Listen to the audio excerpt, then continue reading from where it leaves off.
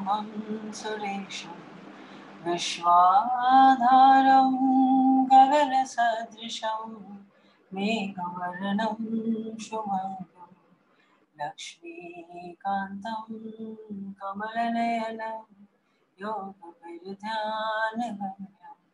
वन्दे विष्णु भवभयहरं सर्वलोकैकनाथं। हरि ओम। जय गुरुदेव। लास्ट छोड़ा था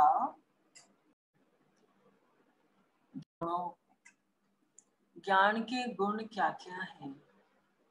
if you all remember that, विनम्रता, यस दीदी, सरलता, यस दीदी, और क्या है? अहिंसा, सहनशीलता, पवित्रता, संकल्प, आत्मसंयम, संकल्प, सहनशीलता, हाँ, और अहंकार जो मिथ्या है, मन नम्र होना, और जीवा का सही उच्चारण, हाँ जी, जीव का सही उपयोग, करेक्ट करेक्ट।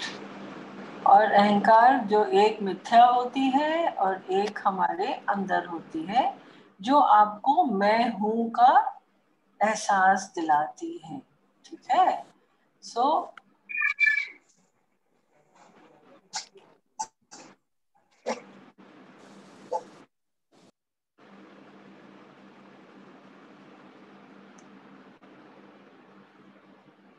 हाँ जी, सो आपको एहसास दिलाती है। अहंकार दो है, जहां हम एक अहंकार वो होता है जहां हम अपने शरीर को ही सब कुछ मान लेते हैं, जहां हमको पता है कि ये शरीर ही सब कुछ है और ये नश्वर नहीं है, यही आत्मा है और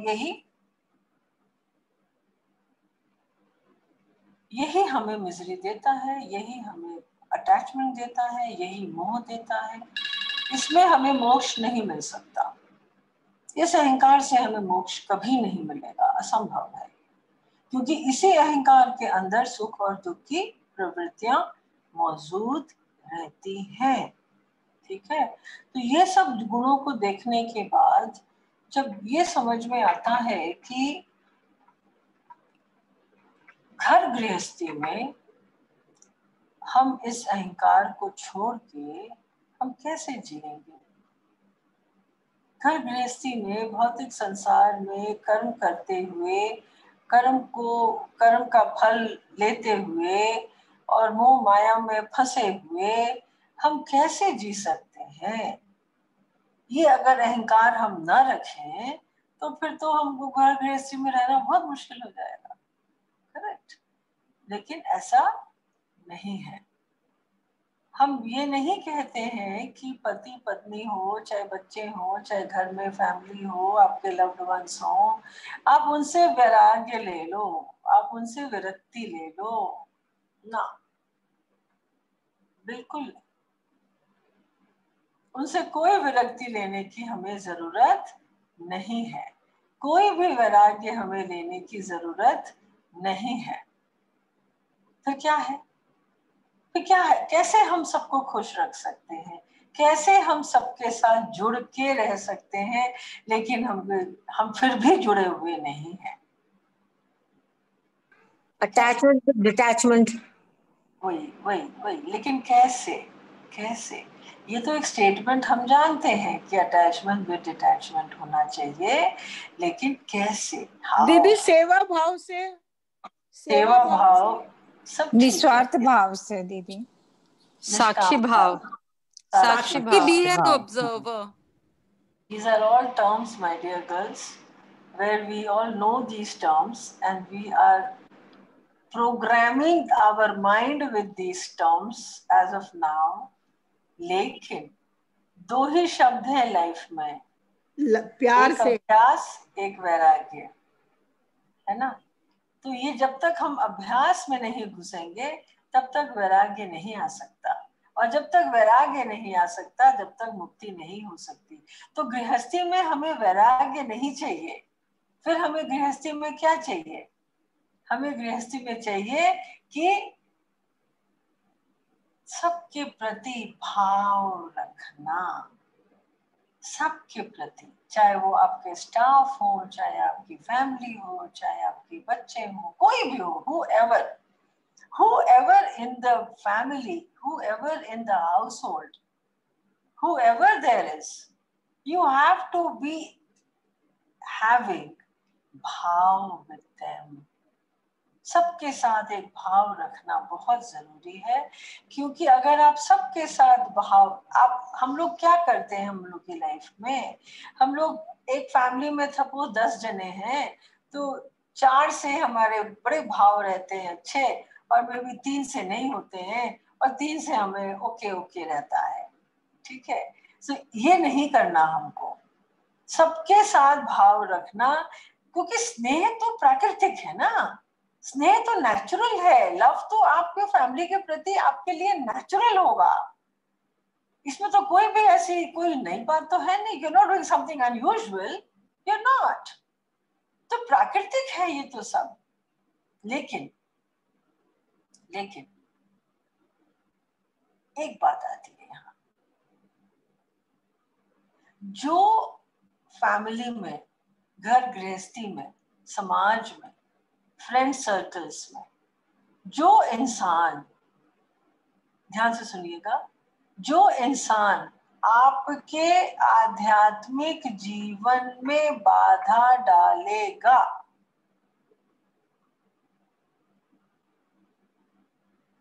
we have come here, we are already spiritual beings, and we have come here for a human experience, said by Shiv Khera, the very old motivational orator and speaker and coach and whatever. ये बात मुझे बड़ी अच्छी लगती है कि actually we are just spiritual beings, तो हम तो ऑलरेडी आध्यात्मिक इंसान हैं, we are spiritual by nature, ठीक है। तो जब हम स्पिरिचुअल बाय नेचर हैं, तो हमारा भाव तो सबके प्रति एक सा होना चाहिए ना, अंदर से। और जब हम स्पिरिचुअल ग्रोथ में घुस चुके हैं, अब यहाँ जितने लोग सुन रहे हैं, कुछ तो स्पिरिचुअलिटी का एस या अध्यात्म का अ तो पकड़ लिया ना हमने, तो पकड़ लिया तो हम उसी राह पे तो चल पड़े हैं ना। तो जो भी आपके आध्यात्मिक जीवन में बाधा लाके रखता है, उससे अटैचमेंट हटा दो। तभी आप देखो अर्जुन भी विचलित हो जाता है जब देखता है मेरे सारे चाचा ताऊ माँ बाप ये लोग सब हमारे सामने खड़े हैं कुरुक्षेत्र के युद्ध में।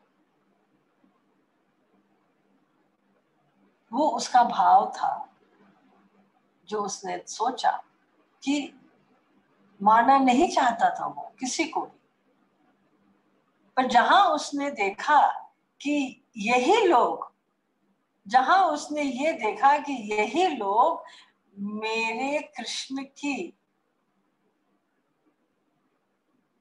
क्या बोलेंगे उसको,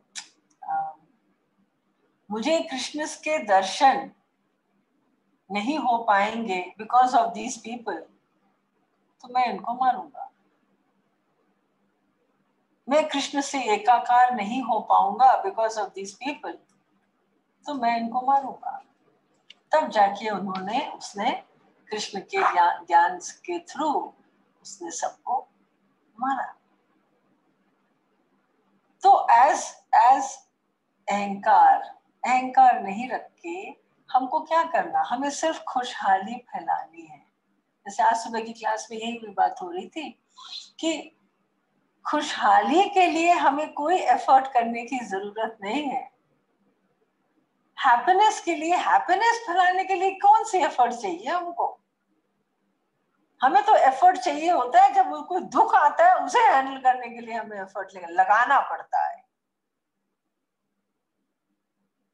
फ्लाइट जाती है, फ्लाइट जब अगेंस्ट द विंड चलती है, फ्लाई करती है, तो क्या होता है?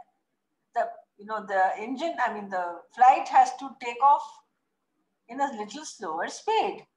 Why? Because it is against the wind. तो against the wind में flight को effort लगता है, but when the wind is conducive and the wind is as per your direction, उसमें तो कोई effort ही नहीं लगता है, अपने आप चलती है फ्लाइट, फ्लाई करती है फ्लाइट। स्विम करते हो आप, पानी का करंट ऑपोजिट से आता है तो क्या होता है, you fight more to fight that current, isn't it? तो आनंद हमारा स्वभाव है, खुशहाली बिखेरना हमारा स्वभाव है। तो खुशहाली अगर हम अपनी गृहस्थियों में फैलाएं, हमारे चारों तरफ हम खुशहाली को फैलाएं, तो उसके लिए तो पहले हमें खुश होना पड़ेगा। We have to be always happy all the time, जिसमें कि it is totally effortless, totally effortless, कोई एफर्ट नहीं लगता उसमें। As I said, एफर्ट तो लगता है दुख को हैंडल करने में, तो क्यों हम एनर्जी दुख में डालें और हम उसमें अपने आप को एफर्ट में रखें? Why? Something which is so natural with us. Happiness is natural, love is natural, प्राकृतिक is हमारा जितना भी स्नेह प्रेम सब तो इतना प्राकृतिक है। तो उसके साथ जब हम फ्लो करते हैं तो we waste no energy at all. We just be with it. We just be with that happiness, with that joy. तभी कृष्ण अर्जुन से कहते हैं कि क्या जानना है तुमको कि ये अमृत कैसे पाए हम, ये खुशहाली हम कैसे बांटे, ये सुख हम कैसे बांटे, कैसे करें? क्योंकि कोई भी पूर्ण सुखी आज तक कोई भी जीवात्मा, कोई भी मनुष्य पूर्ण तरह से सुखी और पूर्ण तरह से दुखी तो कभी हो ही नहीं सकता। Isn't it? आप कभी भी ऐसा हुआ है कि आप हमेशा सुखी रहे हो? तो पूर्ण सुखी और पूर्ण दुखी तो कोई हो ही नहीं सकता। तो जब हो ही नहीं सकता तो क्यों नहीं हो सकता? क्योंकि सुख और दुखी तो जीवन को दूषित करते हैं। इसी सुख के प्रपंच में या इसी दुख के प्रपंच में तो हम लोग दूषित हो जाते हैं। और ये जो सुख और दुख की जो आना और जाना है, इसे तो कोई कंट्रोल नहीं कर सकता, कोई कंट्रोल नहीं कर सकता। तो फिर हम क्या कंट्रोल कर सकते हैं? हमारे हाथ में क्या है इसको कंट्रोल करने के लिए? समभाव। Somehow is the only anchor, is the only key, is the only way, is the only option. क्या बोला? Option, key, और क्या बोला?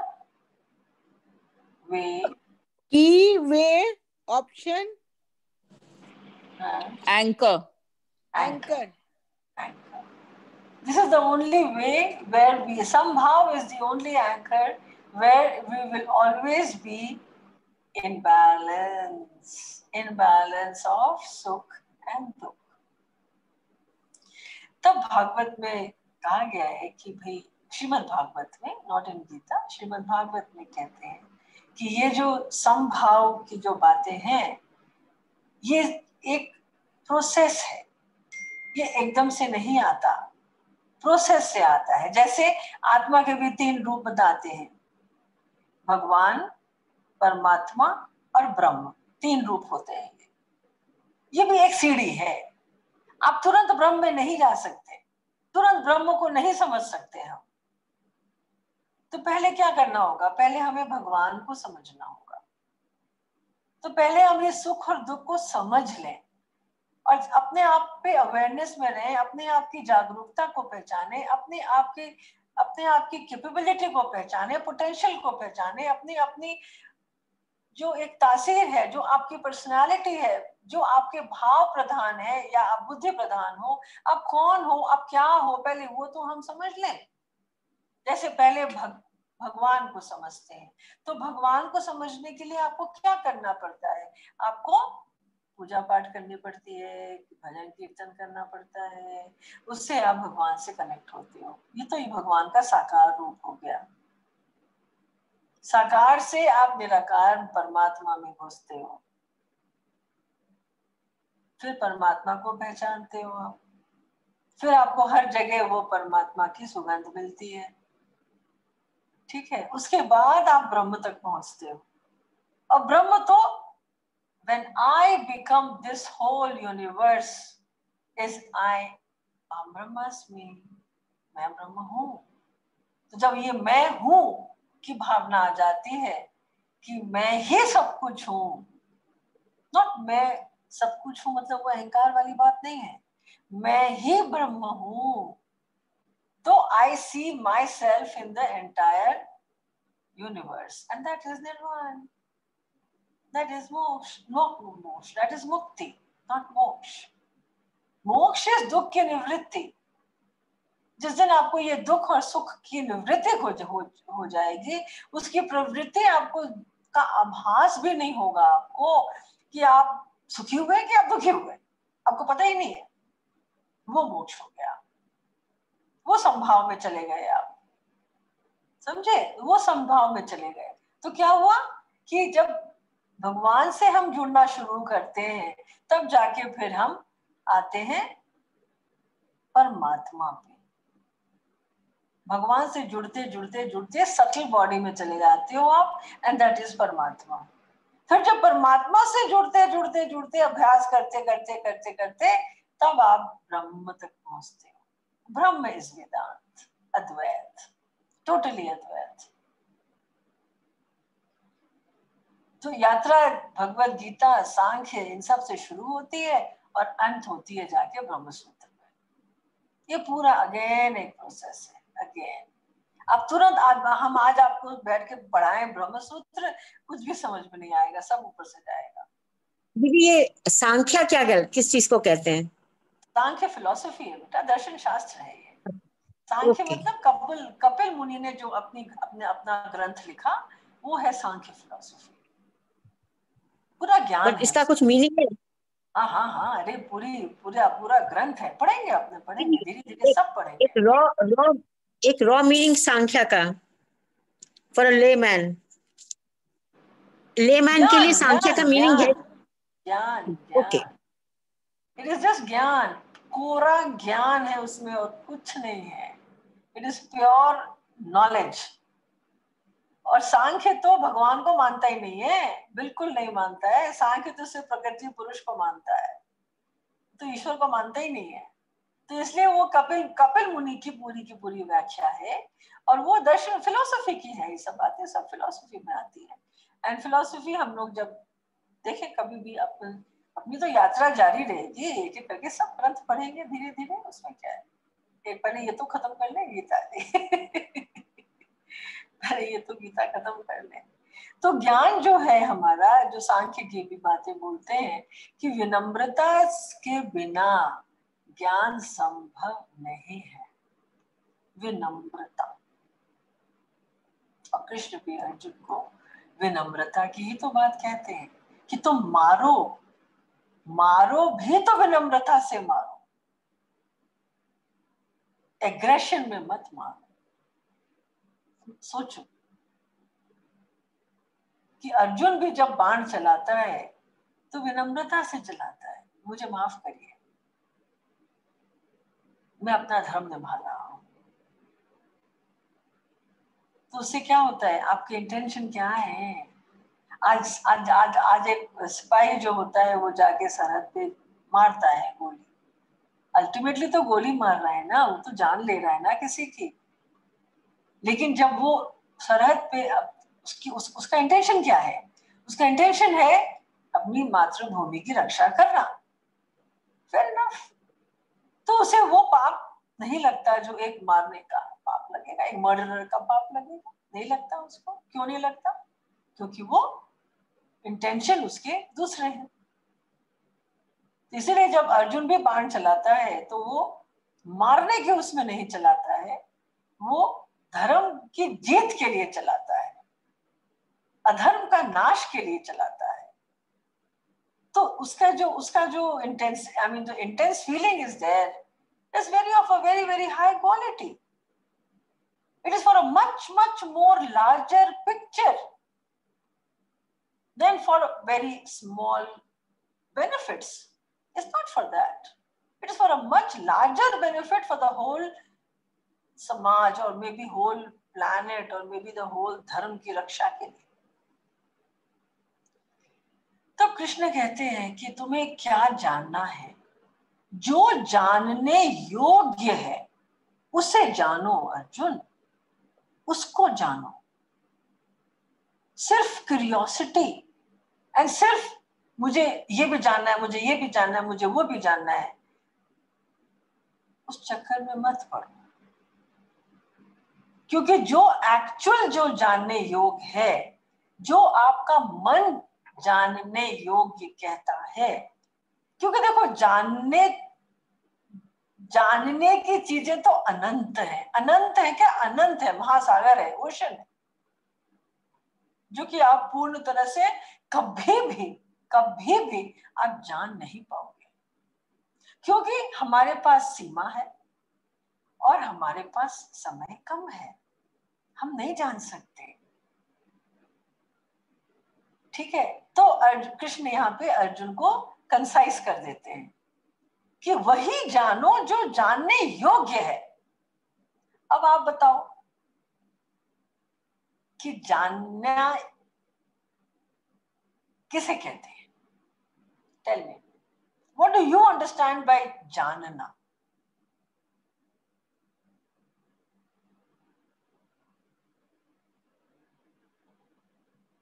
बहुत सी बातें हम लोग की लाइफ में जिज्ञासाएं होती हैं, इच्छाएं होती हैं, कौतूहल होता है, गेन नॉलेज, बस वो जानना हो फिर तो बहुत जान गए आप लोग। Knowledge with experience.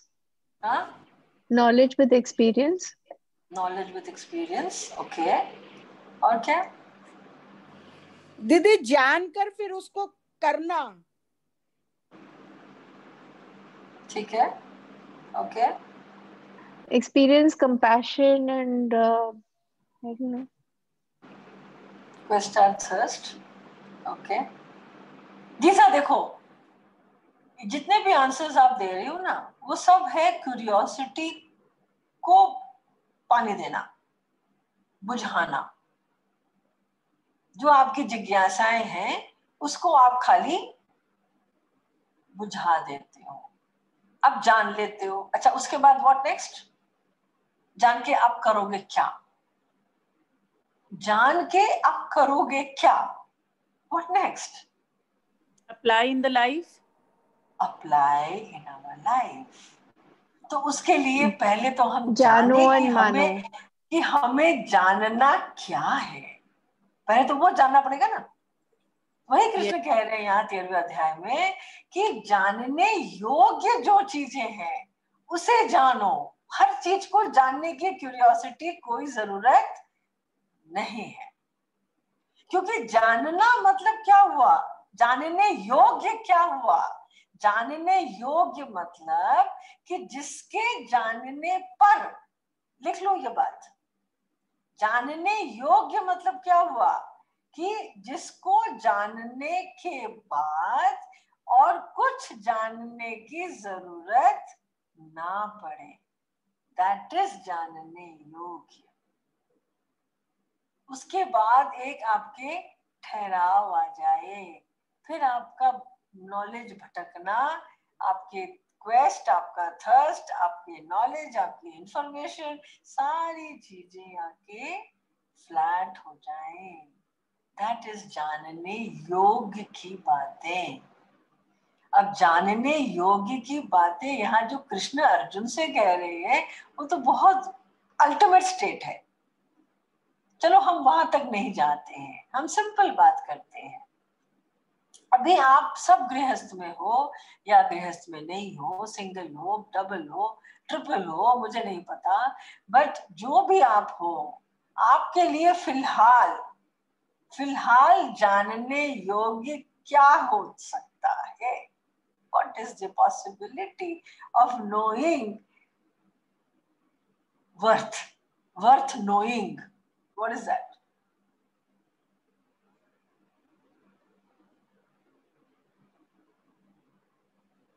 How to be in Anand's state? Okay. ठीक है, संभाव दीदी। हाँ, संभाव, यस। आनंद की स्टेट हमारी, हम कैसे पहुंच सकते हैं उस स्टेट में, और क्या है? नेचर, साक्षी भाव। How to be in peace, how to be in साक्षी भाव. That's your जानने योग्य as of now. ठीक है, जब हम ये कॉन्कर कर लेंगे, जब हम ये जान जाएंगे, तब हम परमानंद की, जो कृष्ण अर्जुन से कह रहे हैं, वो परमानंद की बात हम करेंगे। ठीक है, समझ में आया? तो धर्म क्योंकि देखो, आप जो ये जानना चाह रही हो कि जानने योग्य क्या है, तो धर्म तो वही पूछता है जो पूछने योग्य है, और वही आंसर भी देता है जो आंसर योग्य होता है, जो जानने योग्य होता है। यही तो धर्म है। धर्म है क्या? यही तो धर्म कहता है। तो जानना क्या है? हमको जानने के लिए है क्या? मुझे ये तो बता दो कोई। जानने के लिए कुछ भी नहीं है। सपोज अगर मृत्यु नहीं होती, सपोज मृत्यु होती ही नहीं, तो हम जीवन के बारे में कुछ पूछते हैं? कुछ भी नहीं पूछते। हमें पता ही नहीं होता कि जीवन है क्या, क्योंकि मृत्यु नहीं है। तो जब मृत्यु नहीं है तो फिर जीवन का कोई मतलब नहीं है। मृत्यु है इसलिए हमें जीवन मालूम पड़ता है, मृत्यु है इसलिए हम जीवन की वैल्यू करते हैं, इसलिए हमें अटैचमेंट होता है, मोह होता है, हमें सारी चीजें हमारे लाइफ में आती है। क्यों? क्योंकि मृत्यु है। तो when there are opposites, जीवन मृत्यु, रात दिन, when they are opposites, तो हम एक की कदर करते हैं, क्योंकि हमें पता है कि ये बदल जाएगा, तो पकड़ लो इसको, चेंज हो जाएगा। तो जब तक हमें ये अमृत नहीं मिलता, कौन सा अमृत? परमानंद का, निर्वाण का, एकत्व का। जब इसको भगवान श्री कृष्ण यहाँ पे अमृत का नाम दे रहे हैं, कि यही एक अमृत है जिसे पाने के बाद फिर और कुछ पाने की इच्छा नहीं रहती। तो जो लोग भी एनलाइटेड हो गए या लिबरेटेड हो गए हैं, उन लोग के पास तो सब कुछ आ गया, सब कुछ मिल गया उनको। तो उनको और क्या चाहिए आगे? बुद्ध को क्या चाहिए था आगे? जब उनका निर्माण हो गया तो उनको तो कुछ नहीं चाहिए था आगे। He got everything,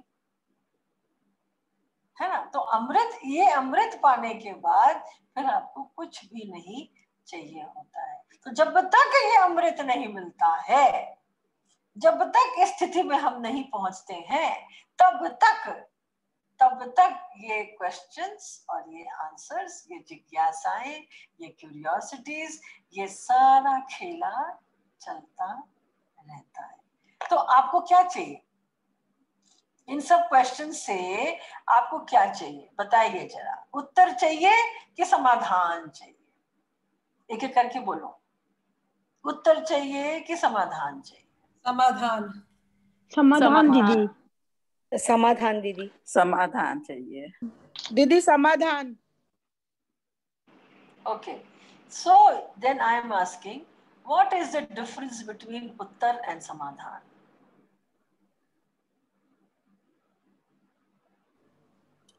दीदी, उत्तर तो we get the answer, and समाधान सॉल्यूशन। समाधान में उसका सॉल्यूशन मिल जाता है। समाधान में दीदी, आपके समाधान में आपके मन में जो जिज्ञासा रहती है, जो आपके संशय रहते हैं, उस सब संशय दूर होते हैं। समाधान is getting clarity of thought. हाँ, संशय दूर हो जाती है। उत्तर समाधान काफी सिमिलर सही है दीदी। नहीं, उत्तर में तो नहीं, आप चाह रहे हो। समाधान है जब आप अपने दिमाग के टेंशन, मतलब चीज को क्लैरिटी ला रहे हो सिर्फ। हाँ, वो तो है, संशय दूर हो जाता है समाधान से। बिल्कुल आपको बिल्कुल क्लियर हो जाती है सब चीज। ओके, सुनो, दोनों में बहुत फर्क है। उत्तर आपको मिल जाता है, समाधान करना पड़ता है। समाधान खोजना पड़ता है।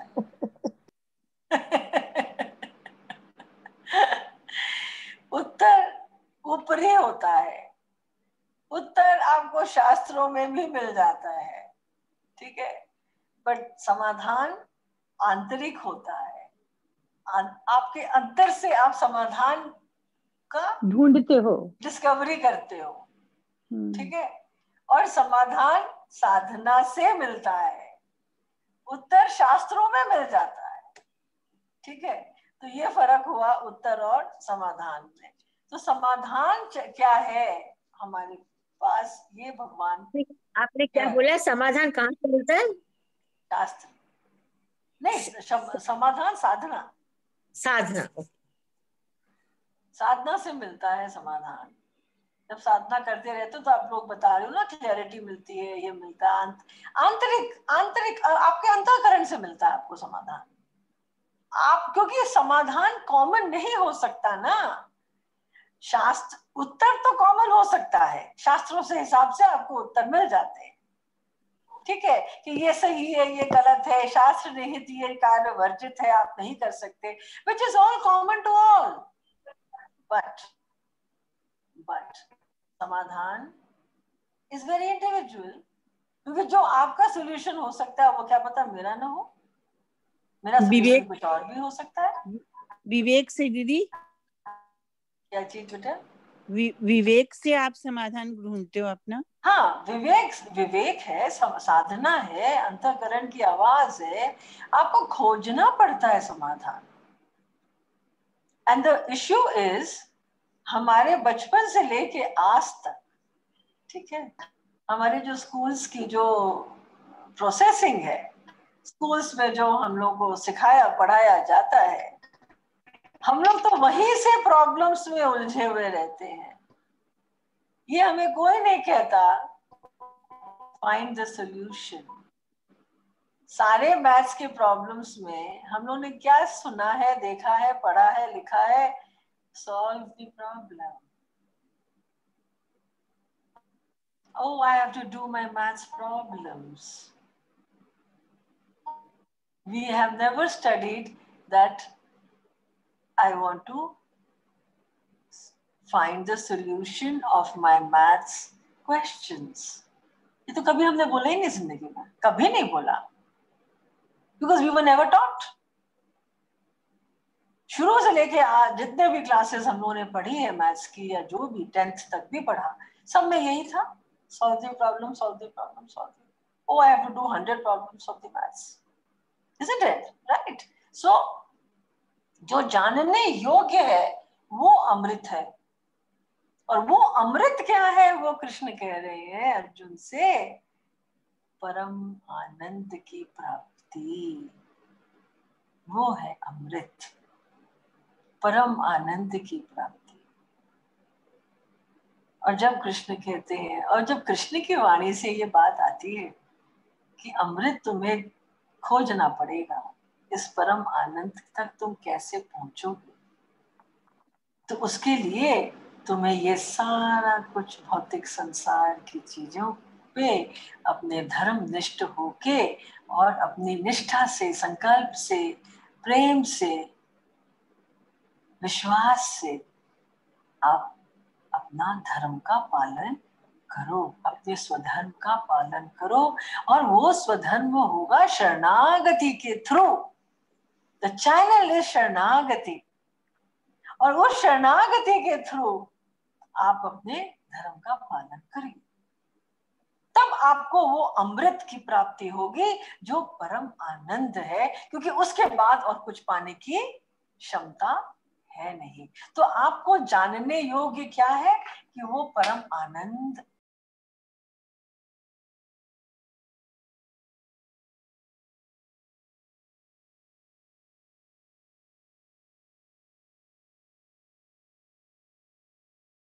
होगी, लिस्ट खत्म नहीं होती। तो क्या है हमारे दुख की लिस्ट? सबसे बड़ा दुख की लिस्ट में टॉप ऑफ द लिस्ट क्या आता है? किसी अपने की मृत्यु, सबसे बड़ा दुख, जो कि होनी नहीं चाहिए, बिल्कुल नहीं होनी चाहिए। पहले तो ये सीढ़ी से हम लोग निकले, उसके बाद स्वास्थ्य का दुख, उसके बाद असफलता का दुख, ये 3 दुख, और चौथा दुख है धन का दुख, जब हमें अभाव हो जाता है। ये 4 दुख हैं हमारी लाइफ के। बाकी सारे दुख की कोई मीनिंग नहीं होती। बाकी सबको डिलीट कर दीजिए अपने कंप्यूटर ब्रेन से। दीदी वो प्लीज सब दुख। हाँ दीदी जी, प्लीज रिपीट। इतना सब छोड़ के आ गए मेरे भरोसे। ऑडियोज ऑफ कर दें प्लीज। सबसे बड़ा दुख है, दूसरा दुख है बीमारी, अस्वस्थता। तीसरा दुख है असफलता, और चौथा दुख है धन का अभाव।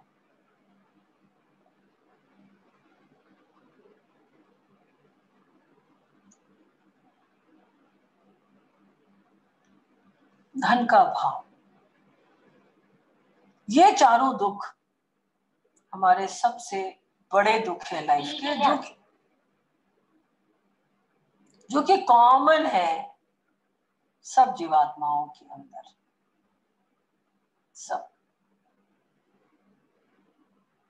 समझ गए?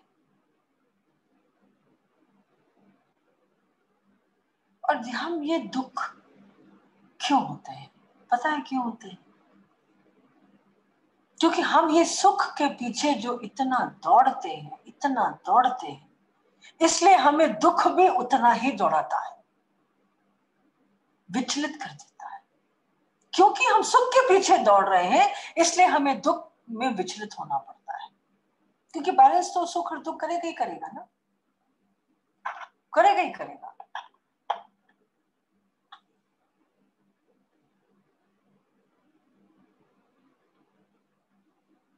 सुख करेगा तो सुख के पीछे भागो ही क्यों इतना? देखो क्या आप अपने सामने सारी कहानी है अभी। Everything is right in front of us. जिंदगी हम लोग की भाग रही थी। आज 5 साल से आप देख रहे थे कि we were only running and running. तो क्या हुआ? और वो सुख को, कौन सा सुख पाने के लिए दौड़ रहे थे ये भी नहीं पता किसी को, बस भाग रहे थे। फिर क्या हुआ? इस कोविड ने सबको घर में बैठा दिया, सबको विचलित कर दिया, और इतनी भयंकर विचलता है कि लोग भय, the fear has taken over the entire consciousness. पूरी आपकी चेतना खराब हो चुकी है इस भय के कारण। इमेजिन एक human mind, human body, human potential is so immense, is so immense that it has destroyed us, totally destroyed us. क्यों? क्योंकि हम लोग इतनी दौड़ भाग की जिंदगी में जो जी रहे थे, that had to be balanced. Imagine the whole planet, 198 countries were shut. Totally shut. 5-6 countries में होता तो बात समझ में आती है। 198 countries all shut. Isn't that amazing and so weird? But it is right in front of our eyes. We can't deny it.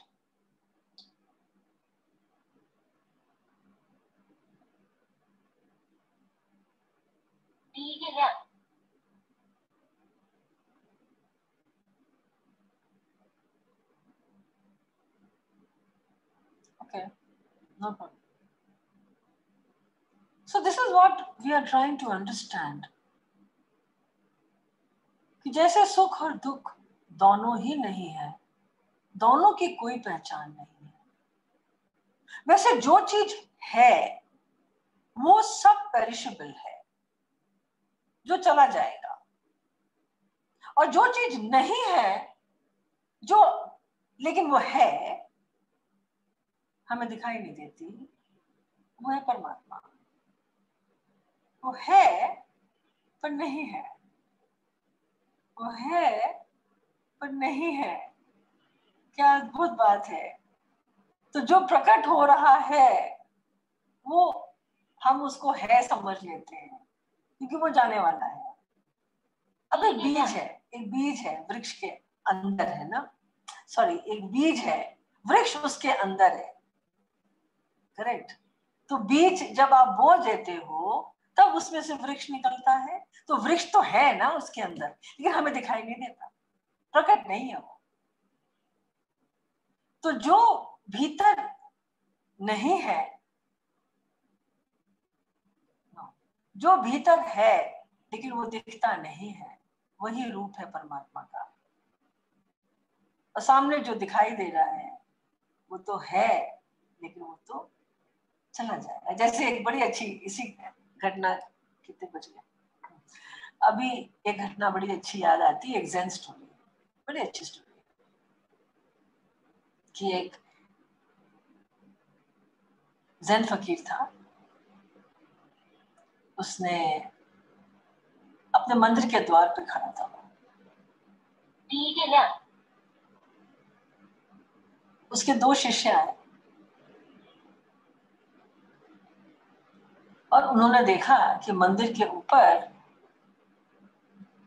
एक पताका हिल रही है, ठीक है। तो एक शिष्य, फिर उस ज़ेन फकीर ने पूछा कि अच्छा शिष्यों, ये बताओ तो कि ये पताका हिल रही है कि हवा हिल रही है, ठीक है, पताका हिल रही है कि हवा हिल रही है। तो एक ने कहा पताका हिल रही है, दूसरे ने कहा नहीं, गलत है, तो हवा हिल रही है। तो ज़ेन फकीर ने उससे कहा कि न पताका हिल रही है और न हवा हिल रही है। इसी में एक आर्गुमेंट हो गया दोनों शिष्यों में, ये कैसे कह सकते हैं आप, सामने दिखाई दे रहा है कि वो हिल रही है। बोले ना, न पताका हिल रही है न हवा हिल रही है, ठीक है क्या। तो बोले ठीक है, चलो मैं तुमको हम हमारे गुरु के पास ले चलते हैं। तो वहां जब गए तो रास्ते में ज़ेन फकीर ने कहा कि न पताका हिल रही है न हवा हिल रही है, तुम लोगों का मन हिल रहा है। तो बोले अरे ये क्या बात हुई, ये तो तीसरा डायमेंशन आ गया, क्योंकि मन हिल रहा है इसे तुम्हें दिखाई दे रहा है कि पताका और हवा हिल रही है, पताका हिल रही है, हवा हिल रही है, तो तीनों हिल रहे हैं। क्या क्या हिल रहा है, पताका भी हिल रहा है, मन भी हिल रहा है और हवा भी हिल रही है। तो जब गुरु के पास आए, उन्होंने ये समाधान पूछा इसका, जब आप बताओ कि क्या हिल रहा है, मन हिल रहा है कि पताका हिल रही है कि हवा हिल रही है। तो उस गुरु ने ध्यान लगा, चुप हुआ, सुना सब कहानी। तो फिर पूछा कि बोला कि तीनों ही हिल रहा है।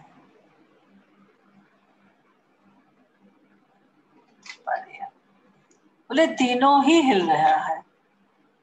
तो बोले ये कैसे, ये तो कोई चौथी बात हो गई कि तीनों हिल रहे हैं। तो बोले हाँ, बोले हवा पे कंट्रोल आपका हो नहीं सकता, और ये पूरा संसार तो एक कंपन है, सभी कुछ तो हिल रहा है, सब कुछ हिल रहा है, कुछ भी स्टैग्नेंट नहीं है, कुछ भी क्या बोलेंगे, स्टैग्नेंट नहीं है, नहीं साइड वो क्या बोलेंगे हिंदी में, कुछ भी ठहराव नहीं है, ठहरा हुआ नहीं है, कुछ भी स्थिर नहीं है, करेक्ट, थैंक यू, कुछ भी स्थिर नहीं है। तो बोले लेकिन एक चीज पे आपका कंट्रोल है, मन पे, क्या, मन पे। बोले ना, अब हवा कंट्रोल, हवा हिल रही है, ठीक है, पताका हिल रही है, वो भी ठीक है, सब दिखाई दे रहा है आपको, लेकिन मन तो आपका है, आप सिर्फ अपने मन पे ही कंट्रोल कर सकते हो। मन को हिलने से बंद कर सकते हो, लेकिन आप कोई चीज को हिलने से बंद नहीं कर सकते। इसीलिए बोलते हैं कि मन का नियंत्रण, बुद्धि का नियंत्रण, क्योंकि बुद्धि तो विभाजित करती है ना। ये तो मैं कई बार बता चुकी हूँ कि बुद्धि तो विभाजन करती है। बुद्धि हमेशा आपको काटेगी, ऑलवेज बांटती है, हमेशा बांटती है। तो कृष्ण कहते हैं कि बांटो मत, बटो भी मत और बांटो भी मत। तो फिर कैसे बांटो? नहीं, एक ही तरीका है, अपने से जुड़ के अपने से ही बटो, अपने को ही बांटो अपने साथ। This is what he says. और कैसे बांटेंगे हम अपने को? हम अपने से कैसे जुड़ेंगे? दो ही तरीका है। मन को कंट्रोल करके अपने को ही बदलना है ना। तो साक्षी भाव, मन को कंट्रोल तो साक्षी भाव। और साक्षी भाव कैसे? छोटे छोटे जब कर्म हम लोग करते हैं ना घर में, रोज की जिंदगी में, उसमें अपना कर्ता भाव मत रखो। बस मैं नहीं कर रही हूं, वैसे हो रहा है। तो अब करने